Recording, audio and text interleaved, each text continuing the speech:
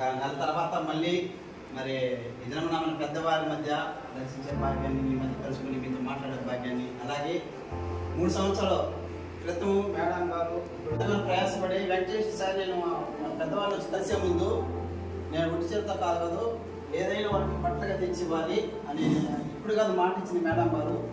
గత 1 year 2 years బ్యాకే చెప్పారు.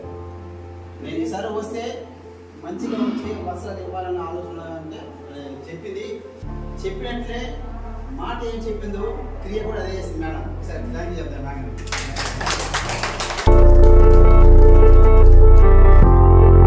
కారణం అంటే మరి తెలిసిన విషయమే.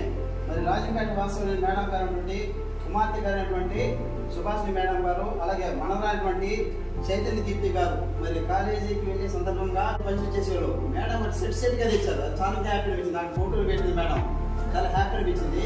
సో మరి ఇంతగా వృద్ధులు ప్రేమించి గౌరవించి ఇంతగా ప్రయాసపడి మరి కుటుంబ సమేతంగా మరి ఏదైనా వృద్ధాశ్రమాన్ని సందర్శించి మరి వస్త్రాలతో పాటు మరొక విషయం అంటే ఆయుర్వేదిక్ మెడిసిన్స్ మరి చదువుకునే పెద్దవాళ్ళు కాబట్టి ఆయుర్వేదిక్ మెడిసిన్స్ కూడా తెచ్చారు మేడం గారు. చిన్న చిన్న వేదికలు చేసుకునే విధంగా కొంచెం ఎంతపరంగా కేర్ తీసుకుంది.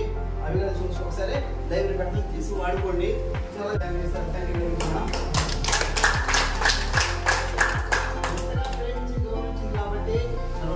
సమృద్ధిగా ఒక ఆహారం కావచ్చు, ఆరోగ్యం కావచ్చు, మనం చేసే ప్రతి పనిలో కూడా మేడం గారు ముక్కుడి దేవతలు తోడేడుగా ఉండాలి. మరి ఈ దిన ప్రత్యేకంగా షిరిడి సాధన పట్టాన్ని మన పెద్దవారికి మన యొక్క ఆశ్రమానికి ఇవ్వడం జరిగింది. ఎందుకంటే భక్తి భావం అనేది ఈ విధంగా కూడా మేడం గారు వ్యక్తపరిచింది.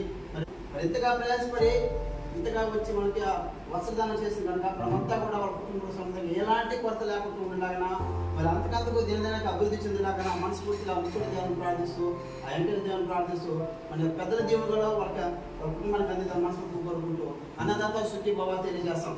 అన్నదాత